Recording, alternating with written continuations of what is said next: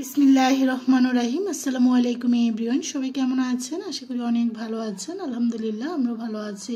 আজও আপনাদের সাথে আরেকটি রেসিপি শেয়ার করার জন্য চলে এসেছি। আজকে আপনাদেরকে শীতের খুবই মজাদার একটা ভর্তা হলো ধনিয়া পাতার ভর্তা। এটা অপছন্দ করে এমন লোক কমই আছে। এই ধনিয়া পাতার ভর্তাটা খেতে কিন্তু দুর্দান্ত। শীতের সবচেয়ে মজাদার আরেকটি পিঠা হলো চিতই পিঠা। চিতই পিঠার সাথে ধনিয়া পাতা দারুণ জমে এবং গরম গরম ভাত, খিচুড়ি, পোলাওর সাথে খেতে দারুণ লাগে। অলরেডি একটা ফ্রাইং প্যান বসিয়ে দিয়েছি। এখন দিয়ে দিচ্ছি এখানে বড় সাইজের একটা রসুনের অর্ধেকটা দিয়েছি, আর দিয়েছি হলো দুটো বড় সাইজের পেঁয়াজ মোটা মোটা করে কেটে, আর 20 থেকে 25টা দিয়েছি কাঁচামরিচ। আমি কাঁচামরিচ দিয়ে ভর্তাটা বানাবো, লাল এবং এটা কাঁচাটাও দিয়েছি। কাঁচামরিচটা দিয়ে এখন এগুলোকে একটু ভেজে নিয়েছি সরিষার তেল দিয়ে, তবে অল্প তেলে ভেজে নেব। সরিষার তেল দিয়ে যদি না চান আপনারা সয়াবিন তেল দিয়ে ভেজে নিতে পারেন, যে যে তেলটা খেতে পছন্দ করেন। তবে সরিষার তেল দিয়ে এটা ভেজে নিলে খুব সুন্দর একটা স্মেল আসে, যদি পছন্দ করে থাকেন সরিষার তেলটা।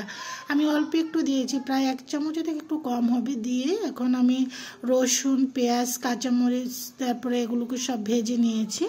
এতে করে ভর্তাটা আপনারা দীর্ঘদিন রেখে খেতে পারেন নর্মাল ফ্রিজে, যে কোনো এয়ারটাইট কন্টেনার বক্সে।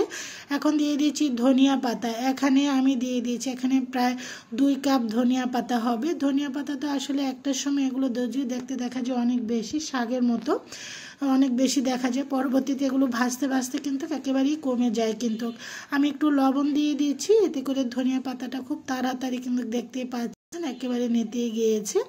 ধনিয়া পাতাগুলো এখানে পেঁয়াজ, মরিচ, তারপর কাঁচা পেঁয়াজের সাথে এগুলো প্রত্যেকটা জিনিসের সাথে দিয়ে আমি এটাকে ভেজে নিচ্ছি। আমি কোনো তেল দেইনি। ধনিয়া পাতাটার মধ্যে যে পানিটা আছে সেটা দিয়ে কিন্তু ধনিয়া পাতাটা খুব সুন্দর ভাজা হয়ে যাবে। চুলাটাকে মিডিয়াম টু লো ফ্লেমে রেখে আমি প্রত্যেকটা জিনিস কিন্তু ভেজে নিয়েছি। আপনার চাইলে আরেকটু তেল দিতে পারেন, তবে আমি তেল দেব না। তো এখানে অল্পতে যেহেতু এটাকে আমি ব্লেন্ডার জারে করে এই ভর্তাটা বানাবো, আপনারা পাটায় পিষে বানাতে পারেন। আর এখন তো আসলে ভর্তা বানানো খুবই ইজি, ব্লেন্ডার জারে খুব ঝটপট হয়ে যায়। আর আমার পাটাটা অনেক হেভি, সে একজনে আসলে উঠানো যায় না, সেজন্য আমি পাটায় আসলে ভর্তাটা একটু কমই বানানো হয়। একজনে উঠানো সম্ভব না, একে তো অনেক বড় আর পাথরের, তো সেজন্য। আমার কিন্তু প্রত্যেকটা জিনিস ভাজা হয়ে যাওয়ার পরে আমি উঠিয়ে নিয়েছি প্রতিটা জিনিস।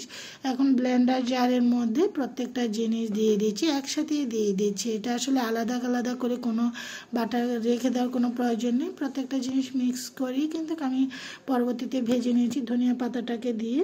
তো ব্লেন্ডার জারে দিয়ে দিয়েছি, দিয়ে এখন ভর্তাটা বানিয়ে দেখাবো। আপনারা বেশি করে সরষে দিয়ে ভর্তাটা বানিয়ে নিতে পারেন।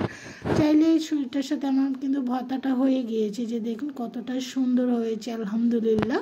গরম গরম ভাত বা চিতই পিঠা, তারপর আপনারা খিচুড়ি, পোলাও, বিরিয়ানির সাথেও খেতে পারেন। আসলে ভর্তা প্রত্যেকটা জিনিসের সাথে খেতে কিন্তু দুর্দান্ত লাগে।